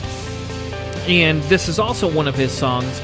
And he's got a new album releasing February 24th. So make sure you head over to aloststateofmind.com and you're able to check out all of his albums and everything that he has done. Jason Como, because I'm not going to say his name right either. So, good friend of ours. We had him on the show back about a year ago. Love what he does. Love his music. And make sure you go over and support him. Now, on to a random topic that Hannah wanted to talk about today. This is an interjection. This is an addition before we even get into the rioting. And we're not going to spend a lot of time on this topic. But one of the things Hannah wanted to bring up It's going viral right now. I just saw like 5 people share it. It is. About Donald Trump and his not knowing anything. That's the best way I've heard that put. No, the question is, Donald Trump read? So we all know about Donald Trump can't possibly read some of the stuff that he's got. Exactly. And so what we're going to do is, let me play a clip real quick of the YouTube video Hannah sent me this afternoon. It's long. It is long. It's very long. It is long. So then it looks like maybe Trump is actually going to read, his lawyer seeming increasingly nervous, and it gets really weird. I would like you to read just the monetary damages section, starting at the number 1 in the middle of the page. Just there. The rest of that, and to the end of that, it continues on the next page. And tell me what you think, reading that, you as the landlord are entitled to get from the tenant in the event of a tenant breach in the way of damages. I don't have my glasses. I mean, I am at a disadvantage because I didn't bring my glasses. Excuses. It's such small That's what I hear. Isn't that what you hear, Hannah? Excuses. I've never seen him wear glasses, ever. I don't have my glasses. Wait, you got glasses? When the hell did this happen? I don't know. All right, well, if the witness can't actually physically read the language, I that's a mean, problem. it's very small writing. I can. It's small writing. Like his hands. Make it out. Do you want me to try? Well, we can have, you know what we can do? We can have a bigger copy made of these pages. Let me try. Let me just do it. Like one of those calculators. Yeah, it's like old man Trump. It's like my grandpa. My grandpa was like, "Hey, you know what I really like for Christmas this year?" And I was like, "I don't know what, Grandpa." And he's like, "I would really like one of those really large controllers for my TV." And you're like, the Rite Aid version of the print. And he's like, "Well, I just want one." I was like, "You want one bigger than your arm? That's what you want?" And he's like, "Oh yeah, I want the real big one. You know, where I could basically like punch it with my fist." And I was like, "Is that because you're angry at the TV, Grandpa?" He's like, No. It's just so I can read it. You have to place on the record a hearty objection.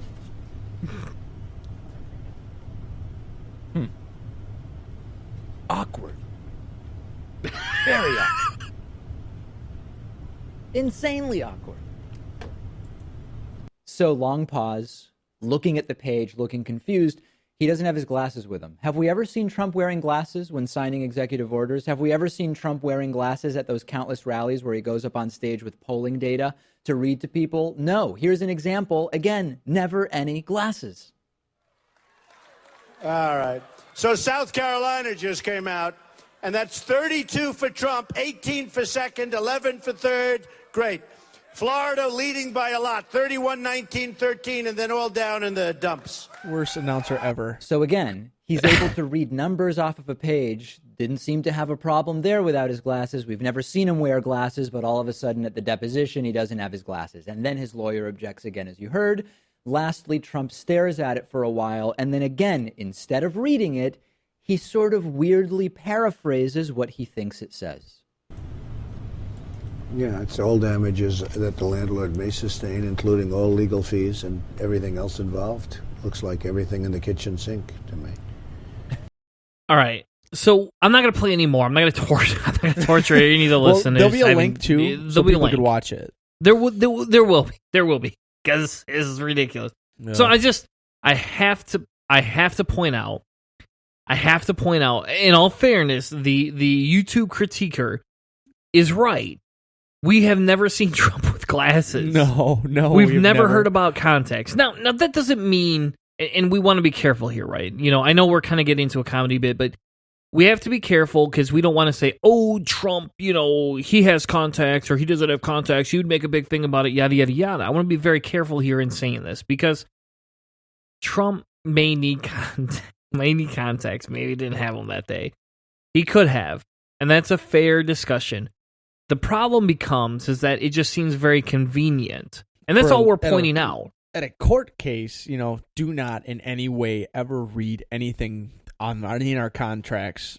Go. You know, like, can't just refuse. Be as weird and awkward as you possibly can so that you don't perjure yourself or, plead the fifth. Do something so you don't have to possibly make yourself or make a case any worse against you. Yes. And that's the problem when we look at this, right? We can sit here and we can argue day and night about all sorts of things, right, Hannah? We could. Yeah. The problem I have here is that we have an individual who is now the president of the United States somehow. And he's sitting here now reading off teleprompters. He is not memorizing his speeches. I don't know very many presidents who memorize absolutely everything and have never used teleprompters. That doesn't seem like a logical thing. how many speakers don't do that? How many speakers don't have notes or something like that? One of the first things when I learned about public speaking was a tip I had from our friend Jeremiah Bannister. He says, you need to get OneNote from Microsoft. Do yourself a favor, put your outline in OneNote. At minimum, that'll give you the ability to have a visual of where you want to go with your discussion.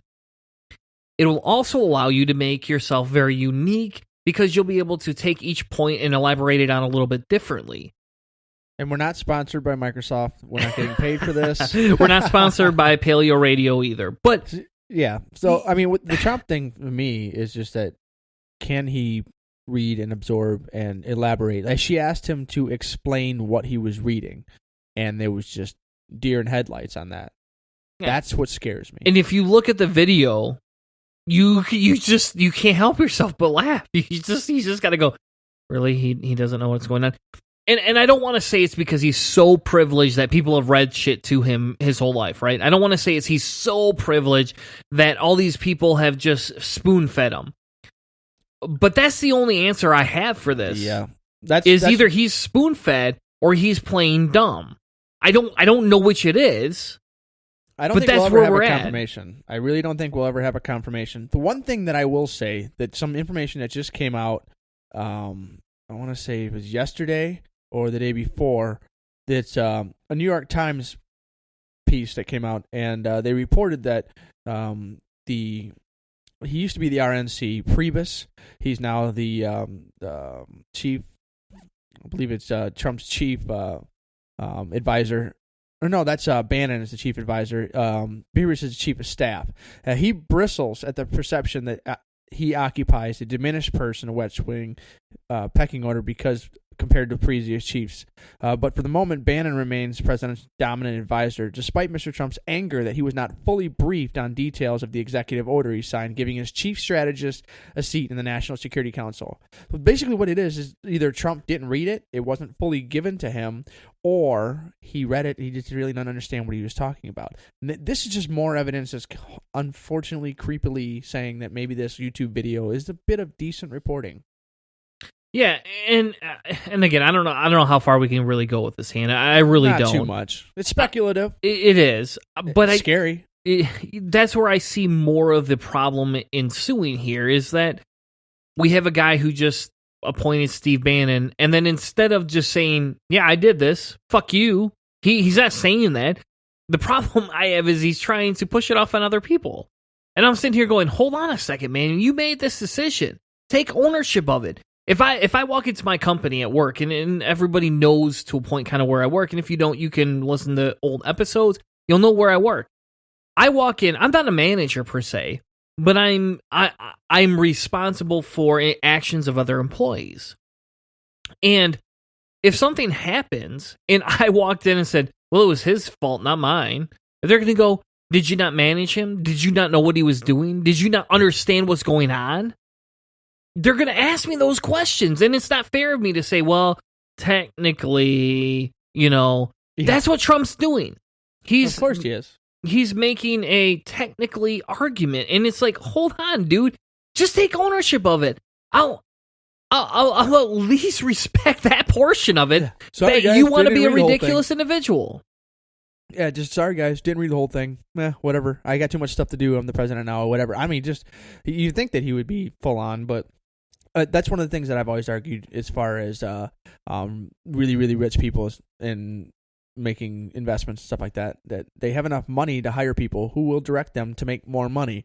If you hire the right people, you will just continue to amass wealth. And I believe, personally, Trump is not a great businessman. I believe he is good at hiring people who are.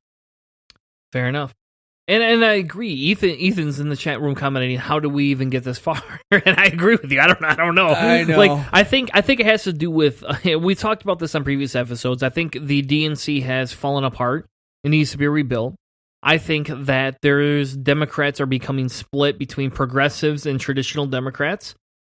I think that's a problem. And I think the problem is that Republicans said, well, he's Republican, therefore, boom. And they had 8 years of a Democratic president who was African American or Kenyan American. I mean, whatever they wanted to call him. So, like, there's a natural reactionary thing for a lot of people who are, let's face it, A little conservative. And, Yeah. and in all fairness, Hannah, here we have, we actually are watching the GOP start to go against Trump. For example, Betty DeVos had to have a tiebreaker. And we talked about it at the beginning of the show with a funeral bar because of her education. But in all reality here, we watched the GOP oppose Trump. We're watching some of these people start to stand up. That's exciting to me. I'm kind of excited by that. I'm a little moist in my pants just thinking about that, because I'm now able to say I relate to the opposition a little bit more. I relate to somebody that opposes certain viewpoints and worldviews that I hold, based on the fact that we both go, hold on a second, Betsy DeVos is so extreme she doesn't fit in either of our worldviews. That's exciting to me. We got 2 years, folks. We got 2 years. And you know, we can talk and criticize all day long. We had a gentleman on the show at the beginning of the show called the Angry Gay Pope for a reason. I don't 100% always agree with certain types of activism, but I understand the necessity at some point. And that kind of gets into the next topic we have about rioting, right? Hannah and I disagree probably vehemently on this topic, and we debated Nazi punching on Not Another Atheist Podcast, which you can find over at notanotheratheistpodcast.com, and you can find the most recent episode that the two of us participate in. And we don't agree on that episode, but that's the best part of this, is the fact that in the long run of things, we both still agree that Trump and Betsy DeVos are pretty horrible things for this country. Yeah. So let's get into the rioting, Hannah. Let's just jump right into the rioting, because you love Christopher Hitchens more than probably any other male out here. This is a really great book. His Letters to a Young Contrarian just hit so many different topics. I usually go to it all the time. So, but I like God Is Not Great better. I'm sorry. I think God Is Not Great is a better book, but that's just me. It's good because it really specifies what his beliefs are and all of his experience as to how he builds up to the atheist position that he holds. I like Letters to a Young Contrarian because he brings in all kinds of literary information, because Christopher Hitchens was really good at bringing all kinds of resources. His memory was spectacular. And so this is just another topic that I usually go to, and it's a political dissent situation, so it applies to a lot, so I use it a lot. So tell us, what is your position on rioting, Hannah? What is it that you feel rioting is? For basic rioting, like protesting in the streets or rioting. So it's like, to me, rioting is when active, dissent turns into destruction. That to riot, to me, is the masses have broken loose and property and things are going to be destroyed. I personally would not participate in any of that, because I always frame it like this, is that when it comes to a riot and destroying stuff, I always imagine being the guy who spent his entire life making that storefront and put every bit of everything he had into it. And yeah, he has insurance, but what it would feel like to have your stuff, your car, your storefront destroyed. And I can't justify that, because I can imagine what that would feel like. But like protesting and I guess rioting against an encroaching police force that is coming to take away my rights, then I can understand, a more violent physical protest or riot. But when it comes to just public property destruction, yes, I know the Americans did it to the T and against the British way back in the day, but it's a little bit different when it comes to destroying stuff like that, I guess. And that is my empathic response to basic just all out anarchy rioting in the streets. Whereas I'm going to say, Hannah, you miss the point of the fact that you're privileged, you're white. You have not had a hard life. I'm sorry. I know. And I'm not saying I have either. But you have to understand that there's other points of view out there, and there's other people who will never get what you get. There's other people that will work just as hard as you do and will find themselves discouraged so much faster than you can even imagine, because of their race, because of their sex, because of their gender, right? Oh yeah. You can comfortably say that. And I will stay on a soapbox a little bit, because I am at the point in my life where I can see that. And I'm at the point in my life, and I'm not saying my personal experience haven't moved me to this.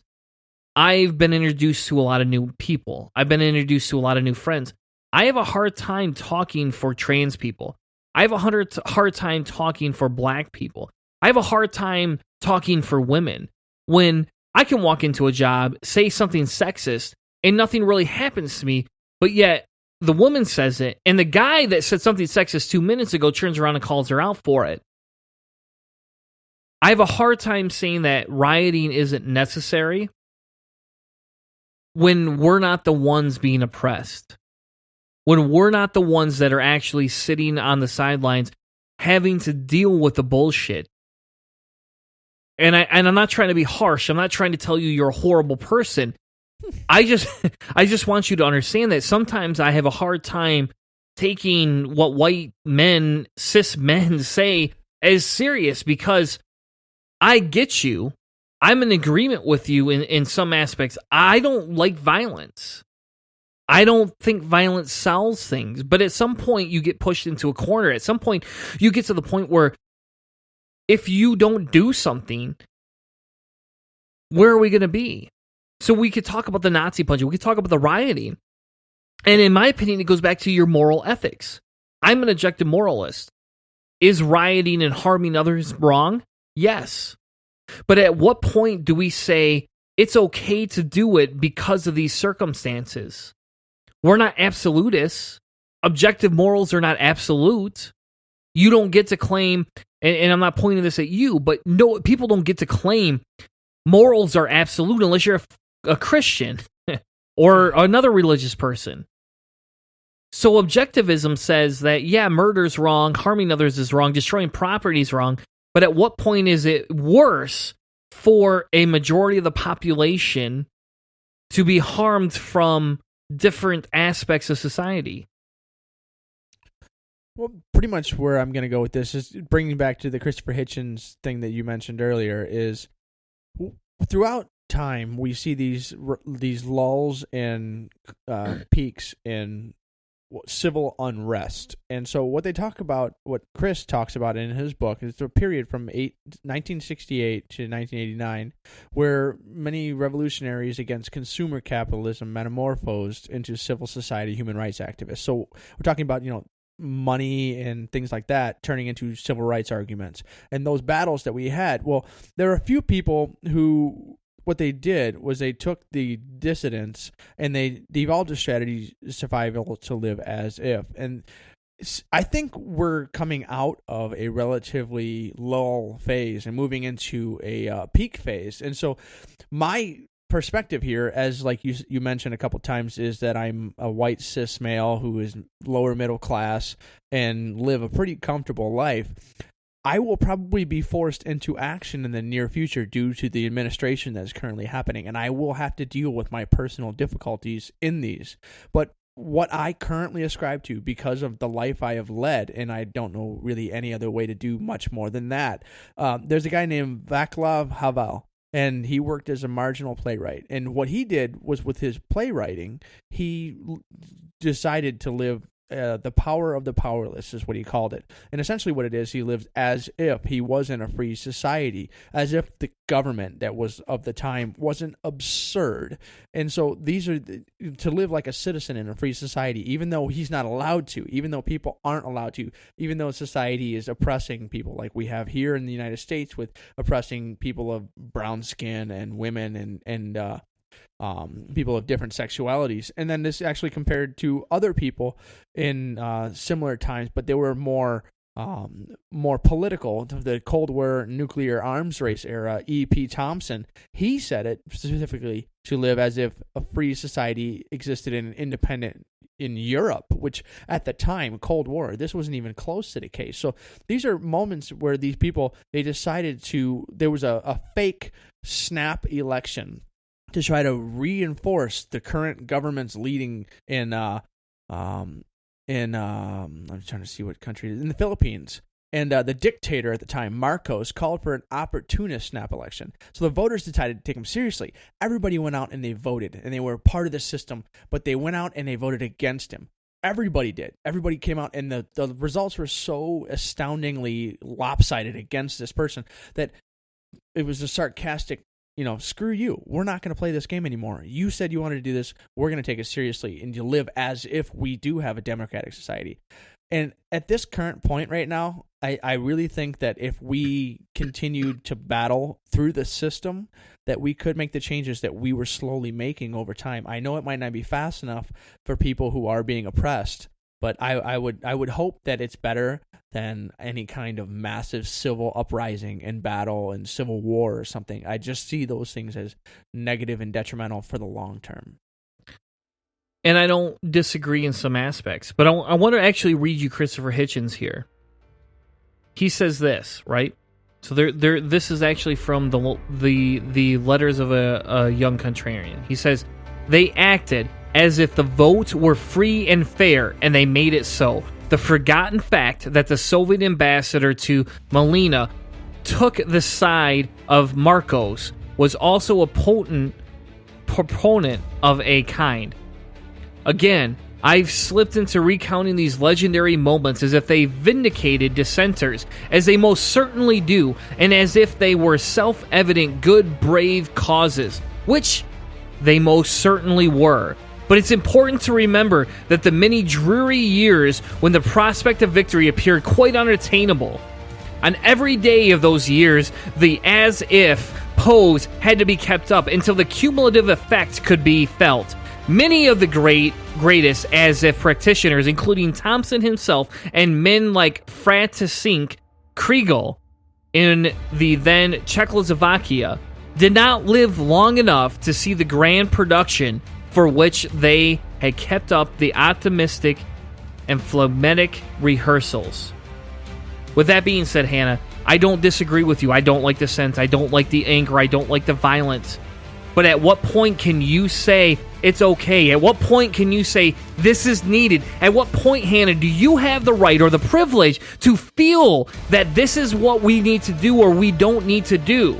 Until you live the oppressed life, until you live where they're at and feel and understand that, you have to be very careful in how you step and where you feel and what you want to do. Because to me, Hitchens right here is saying there's a cost to everything.